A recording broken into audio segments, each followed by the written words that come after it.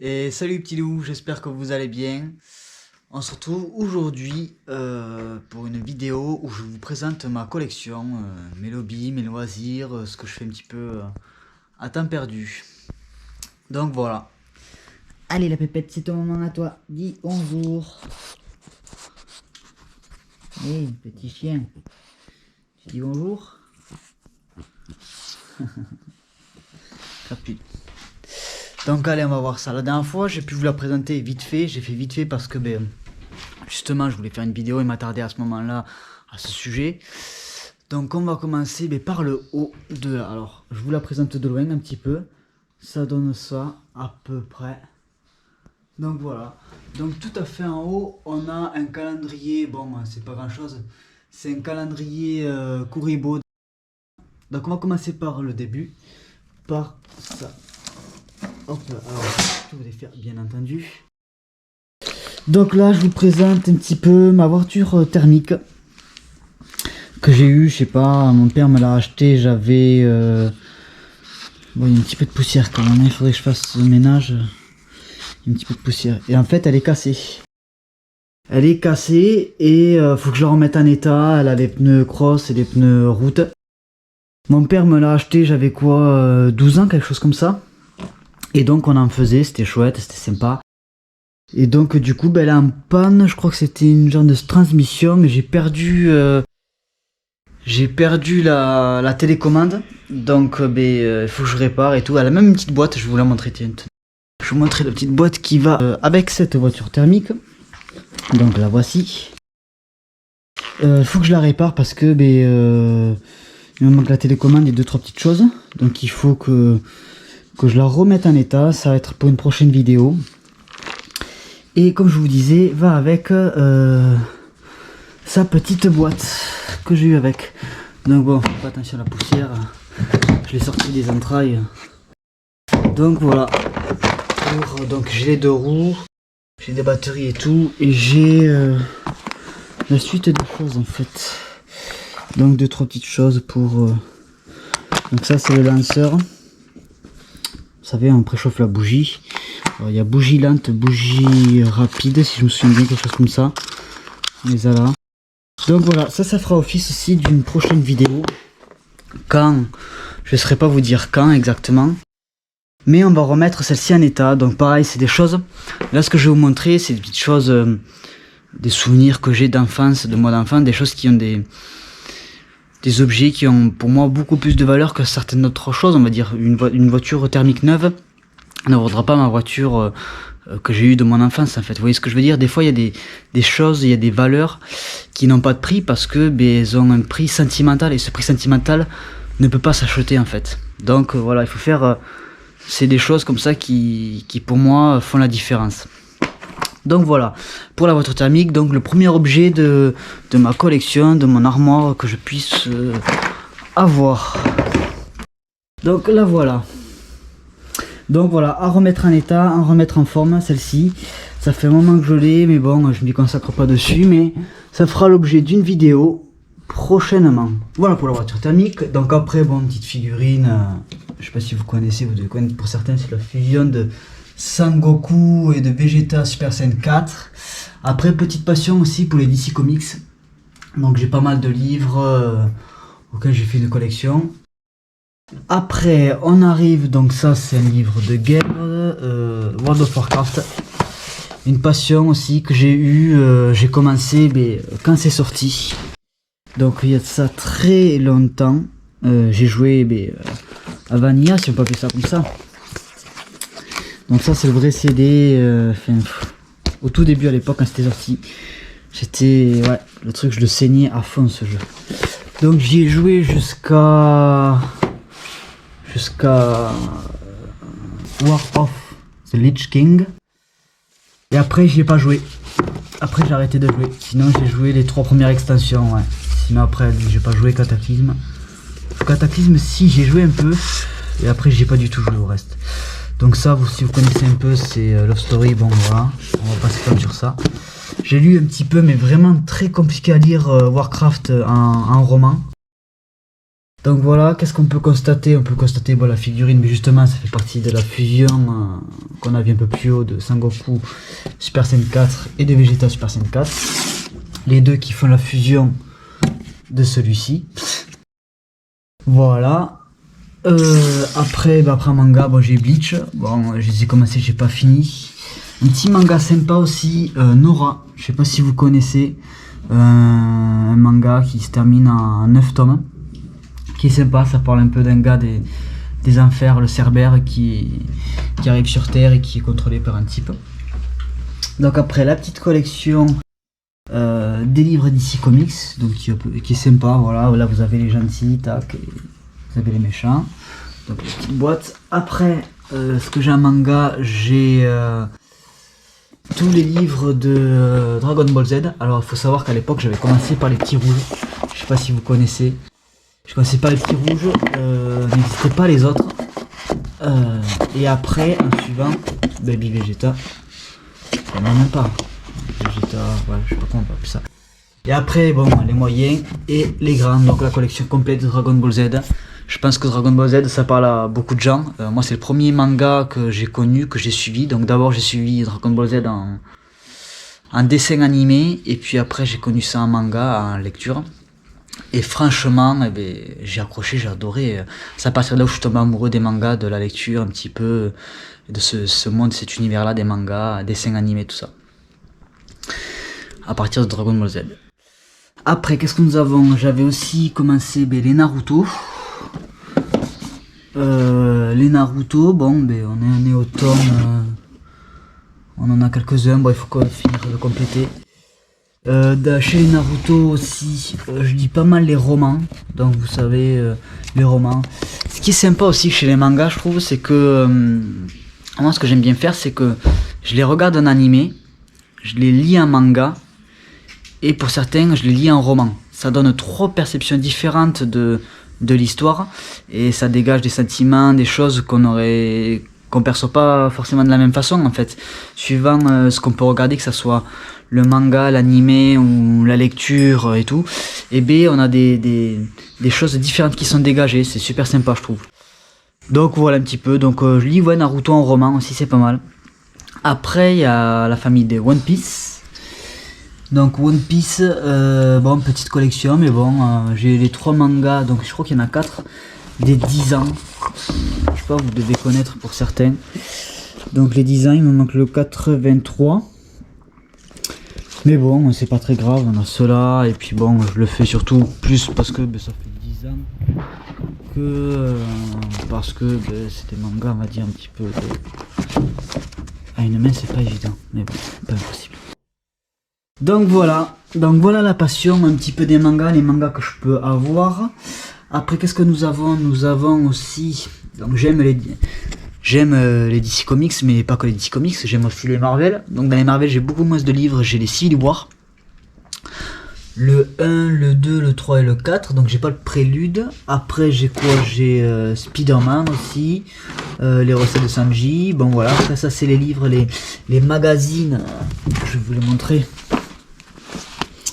Les magazines 1, 2 et 3, bon il faut que j'achète la suite des One Piece qui est sorti en France, donc c'est sympa, avec leurs posters et tout. Bien évidemment nous avons la coque de la voiture thermique, donc bon, révisé, et une petite figurine, magnifique la poussière. Voilà, j'ai beau faire la poussière, elle revient, bon, on voit pas très bien, ça sert à rien, mais bon. Bon, c'est le gars quoi en fait, tout simplement, elle se marque. Donc voilà un petit peu de ce qu'on peut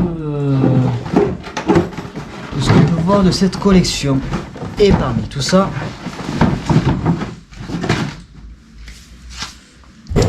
donc voilà un petit peu la collection en sa globalité quoi, si on peut dire ça comme ça. Donc voilà, et parmi tout ça, bien entendu, j'ai quelques cartes. Alors les cartes, je vais vous les attraper.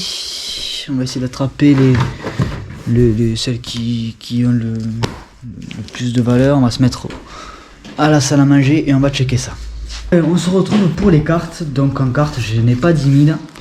Faut que je continue, j'ai pas fini ma collection. Donc on va commencer par les Pokémon. Les Pokémon, en fait, j'ai la collection, j'ai le set de base complet. Alors pas la première édition, mais juste le set de base. Moi, il faut savoir que ça me suffit et ça me rappelle énormément de souvenirs parce que moi j'ai connu en fait ce set de base, tout ce qui est Pokémon à sa sortie, j'ai connu la première édition. À l'époque, tout ça pour vous dire que à l'époque, c'était en francs qu'on achetait les cartes Pokémon, ça coûtait 25 francs. Et il faut savoir que moi, étant plus jeune, j'habitais dans une cité et il fallait que j'arrive à gagner mon propre argent pour m'acheter des cartes Pokémon. Donc qu'est-ce que j'avais fait? Oui, un grand m'avait proposé de conduire une Piwi 80 et de porter un sac, un point A, un point B. Donc j'ai cherché la Piwi dans une cave et je la prenais, j'allais à un point A, je prenais un sac et j'allais à un point B, je déposais le sac et je récupérais 20 francs. Voilà comment je gagnais mon premier argent. C'était aux alentours des années 2000 et c'était en francs, je vous dis. Donc tout ça pour m'acheter des cartes Pokémon, quoi. Donc ce que ça t'apprend, quoi, c'est pas mal, je trouve, c'est chouette. Et du coup, voilà un petit peu comment se passaient les choses. Et puis voilà, quand je revois ces cartes Pokémon là, moi ça me rappelle ces souvenirs là, ces petites choses que je faisais étant plus jeune et tout. Ça rappelle des souvenirs et je trouve ça super chouette. Et comme encore une fois, je me répète, c'est des choses qui ont une valeur sentimentale super forte, qui ne peut pas s'estimer en termes de prix. Et certaines de ces cartes, c'est des cartes que j'ai eues à cette époque-là, quand j'avais aux alentours, même pas 10 ans, quoi, on va dire. Donc je vous les montre. Alors voilà pour le set de base. Donc on a le Dracofeu, le Reptincelle, truc normal, quoi. Pour ceux qui connaissent, quoi. Donc c'est pas les premières éditions, comme je vous dis. C'est le set de base. Donc ouais, le Macogneur est comme première édition, il n'est pas sorti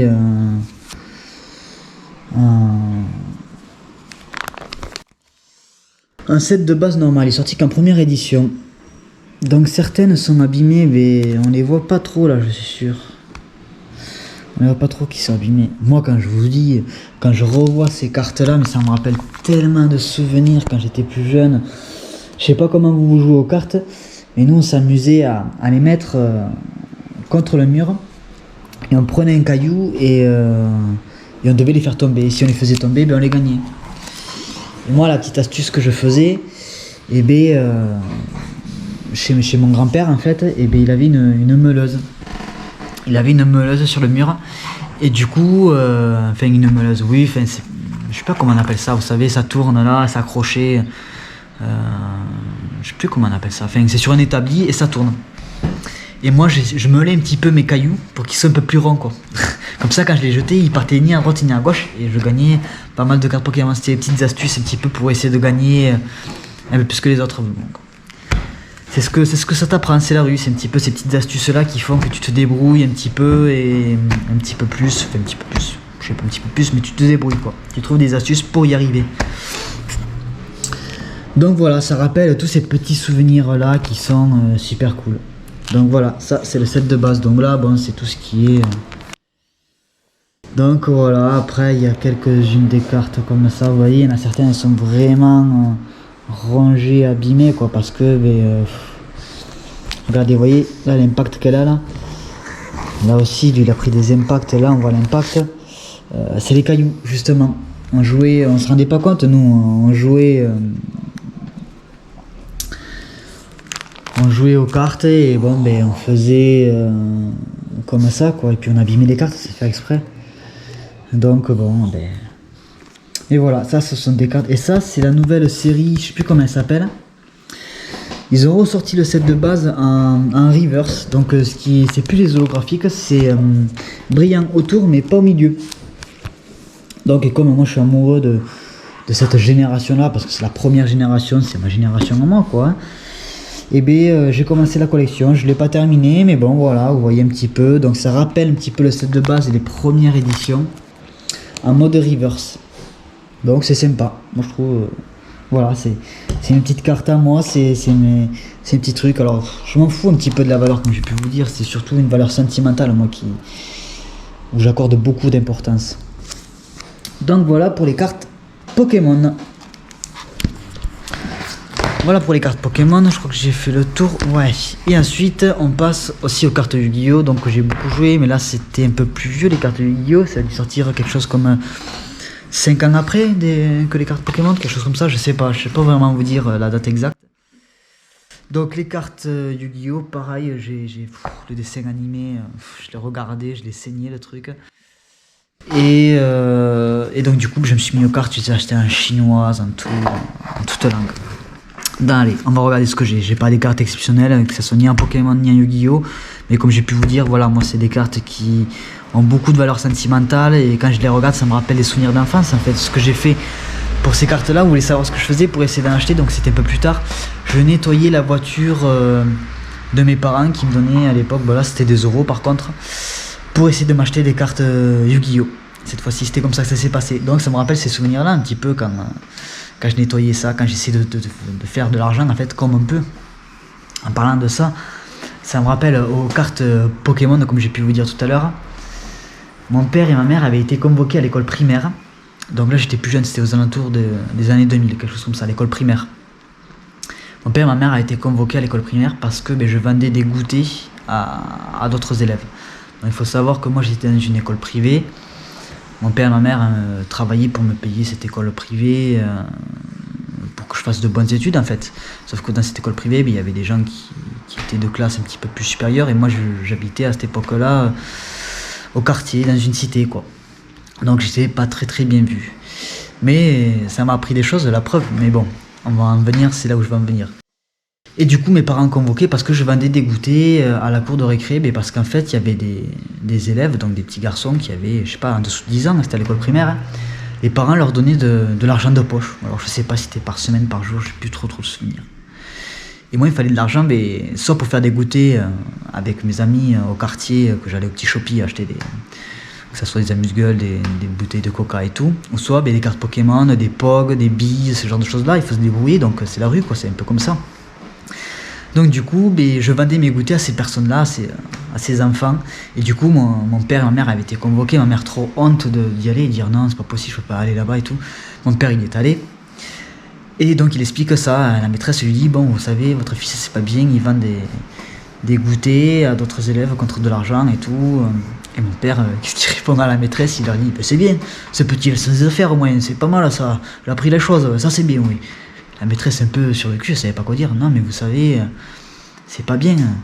Puis mon père lui avait répondu, mais attendez, je comprends pas qu'un enfant à cet âge-là, donc c'était aussi l'époque des portables, ça venait de sortir, les années 2000, les Nokia 3310 pour ceux qui connaissent, ont de l'argent sur eux à l'école primaire et un portable. À l'époque, les portables, quand ça venait de sortir, comme je peux vous dire, c'était quelque chose, mais en dessous de 10 ans, t'avais de l'argent sur toi et un téléphone portable. Alors que moi, j'y au quartier, quoi, j'étais un peu dénigré par ces gens-là, en fait. Donc il fallait que je me débrouille pour sortir un petit peu du lot. Donc ça t'apprend un petit peu ce genre de choses-là, qui sont pas négligées. Et donc voilà un petit peu ce qui fait que ces cartes sont remplies de valeurs pour moi, de souvenirs et de choses aussi dont j'ai appris à cet âge-là. On apprend des choses qui, après, on met en place, on applique dans la vie de tous les jours, ce qu'on apprend en étant plus jeune. Et donc c'est un petit peu aussi ce que je veux retransmettre à tout ça. Bon, je me suis perdu un petit peu dans mes choses, je vous présente mes cartes Yu-Gi-Oh! Dans mes histoires. Donc les cartes Yu-Gi-Oh! Donc le Dragon Blanc, j'ai besoin de 3 exemplaires. Donc bon, il y a du DDK et l'autre elle n'est pas DDK. Donc dans différents formats, on peut voir. Celui-là c'est le corrompu, donc le Toon. Voilà, et puis pareil, ce sont des cartes qui m'ont rappelé... qui me rappelle des souvenirs de fou, quoi, des souvenirs d'enfance. Et franchement, moi, je suis très attaché parce que ça me rappelle des souvenirs et je trouve ça trop chouette. Exodia le maudit, c'était un truc de fou furieux quand on voyait ça en animé. Les 3 dieux égyptiens, c'était ces cartes-là, ceux qui ont connu ça, c'était, je vous dis, vous avez pas loin d'une dizaine d'années, vous regardez Yu-Gi-Oh, mais c'était une génération de fous furieux en vrai. C'était trop chouette. Pour ceux qui ont connu, pour ceux qui ont cet âge-là, c'était vraiment la folie. C'était trop chouette.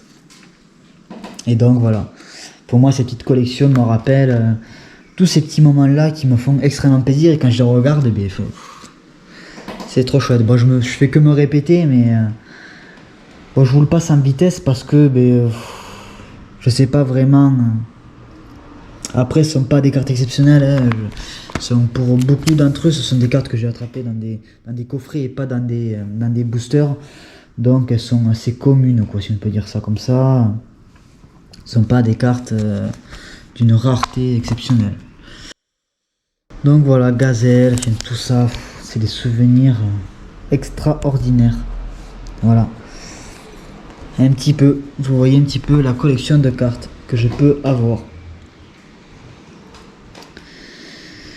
Donc voilà, ça c'est pour les Yu-Gi-Oh! Vous voyez, j'en ai un chinoise. À l'époque, ils vendaient, je sais pas comment ça se faisait, ils vendaient japonaises, ils vendaient des cartes chinoises ou japonaises dans les grandes surfaces. C'est dingue ça quand même.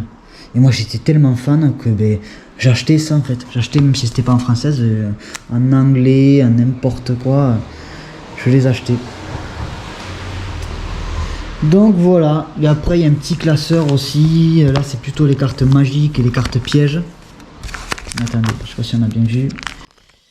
Cartes magiques, cartes pièges, bon voilà un petit peu, vous avez, voilà.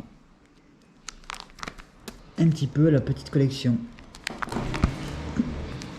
Toc, les Kuribo du calendrier qu'on a vu tout à l'heure. C'est sympa le petit Kuribo, bon. Pourquoi pas. Et voilà. Et on a fait le tour un petit peu de toute la collection que je peux avoir à droite, à gauche. Donc voilà, c'était ma petite collection que j'ai pu vous présenter. Elle n'est pas immense, bon, c'est pas grave, elle m'appartient. Et puis moi, comme j'ai pu vous dire, elle a une énorme valeur sentimentale. Donc à partir de là, à chaque fois que je les regarde et tout, c'est trop chouette, moi je trouve ça trop cool. Donc voilà. Aïe, aïe, petit chien, qu'est-ce qu'il fait là, ce petit chien? Tu viens de dire au revoir, toi aussi? T'as dit bonjour, faut dire au revoir. Wow. Il y a un petit chien. Donc voilà, et bien écoutez, abonnez-vous, mettez le petit pouce bleu, le petit commentaire, la petite cloche de notification. Si vous voulez me suivre sur les réseaux sociaux, les liens sont dans la description. Et puis on se dit à demain pour de nouvelles aventures. Gros bisous, la santé et ciao ciao.